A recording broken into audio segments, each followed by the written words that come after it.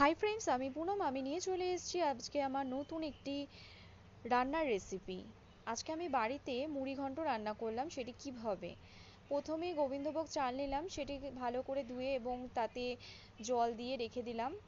তারপরে মাছের মাথাগুলোতে লবণ হলুদ মাখালাম এবং কড়াইতে তেল গরম করলাম।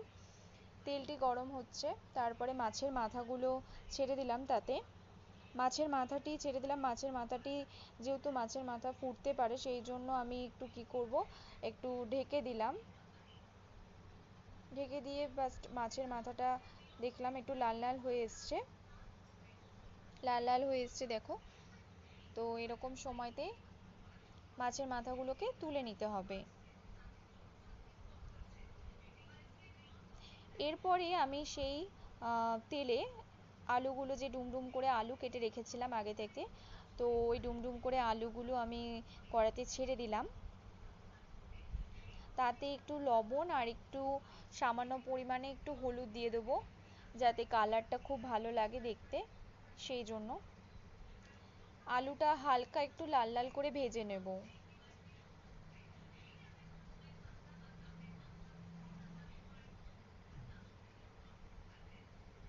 হ্যাঁ দেখো, আলুটা মোটামুটি ভাজা হয়ে এসছে। মাছের মাথাটা তো ভেজে রেখেছিলাম এবং আলুটাও ভাজা হয়ে গেছে।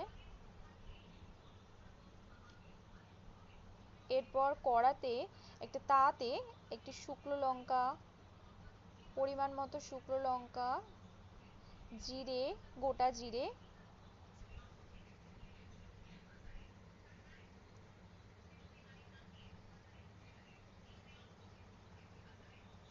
তারপরে একটু ধনে দেব। তারপরে আমি একটু এলাচ আর লবঙ্গ আর দারচিনি দিয়ে একসাথে ভালো করে ওটা ভেজে নেব। এটা আমার জাস্ট গুঁড়ো মশলার জন্য লাগবে, সেহেতু আমি আগে থাকতে ভেজে নিলাম। জাস্ট তাওয়াতে একটু লাল লাল করে হালকা ভেজে নিয়ে এটাতে আমি শিলে বেটে নেব।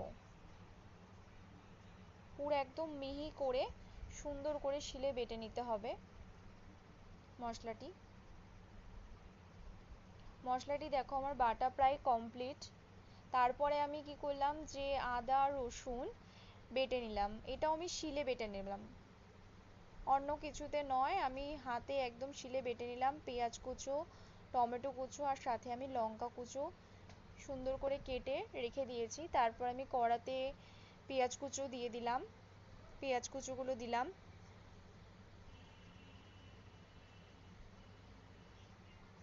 দেখো পেঁয়াজ কুচোগুলো বেশ হালকা বাদামি কালার আসলে, তখন মানে বাদামি কালার আসা পর্যন্ত আমাকে কন্টিনিউ সেটাকে ভাজতে হবে।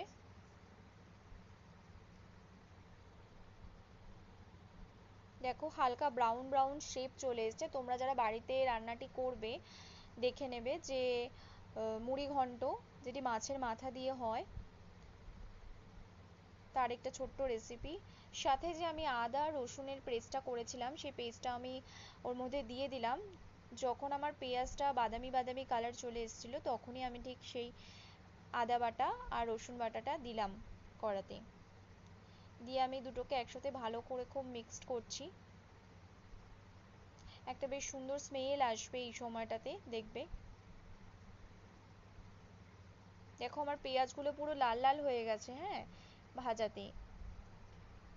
এরপর আমি কি করব, একটু হলুদ দিলাম,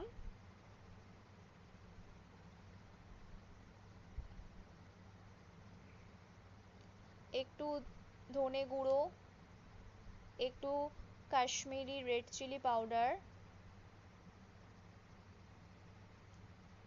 আর একটু জিরে গুঁড়ো দিয়ে ভালো করে মিক্সড করলাম। মানে ওটাকে আমাকে ভালো করে, খুব ভালো করে কষাতে হবে।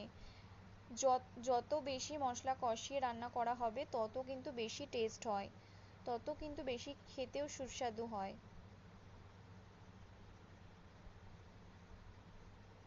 দেখো পুরো গ্রেভিটা আমার রেডি হয়ে গেছে। এর মধ্যে আমি কি করেছিলাম, একটু টমেটো আর একটু কাঁচা লঙ্কাও দিয়ে দিয়েছিলাম।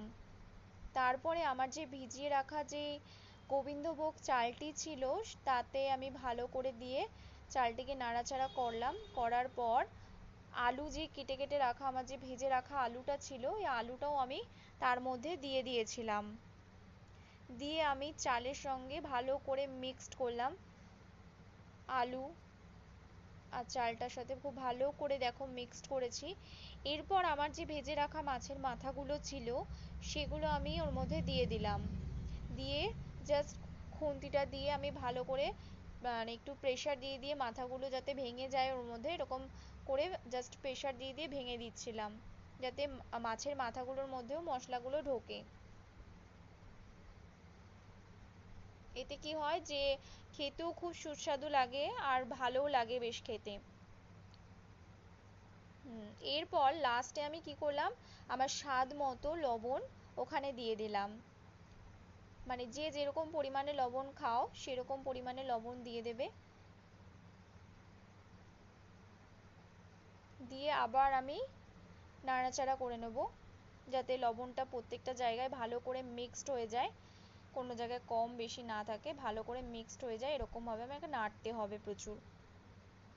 আর যাতে এটা তলাটাও না ধরে যায় সেই জন্য নাড়তে তো প্রচুর পরিমাণেই হয়।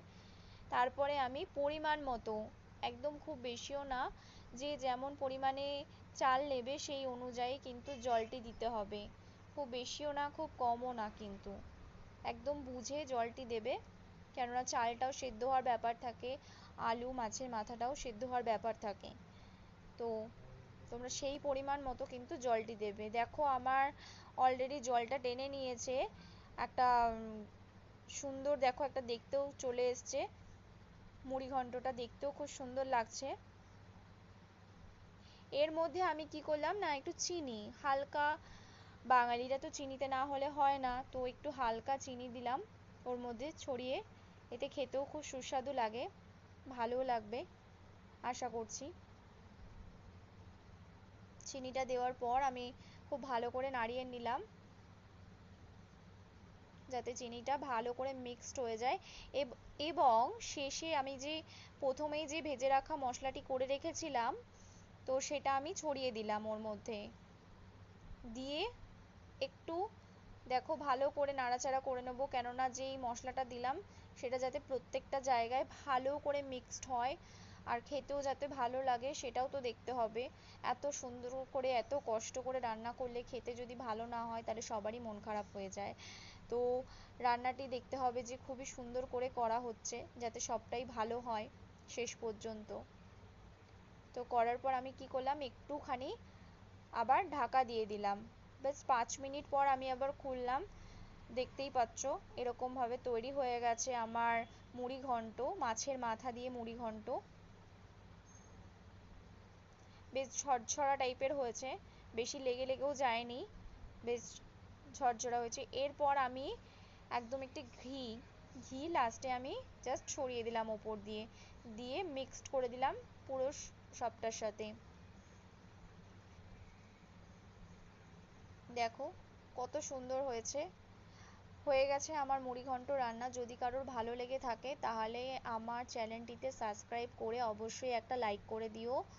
যদি তোমাদের রেসিপিটা ভালো লেগে থাকে তো অবশ্যই লাইক করে দিও। এই যে রেডি আমার, থ্যাংক ইউ।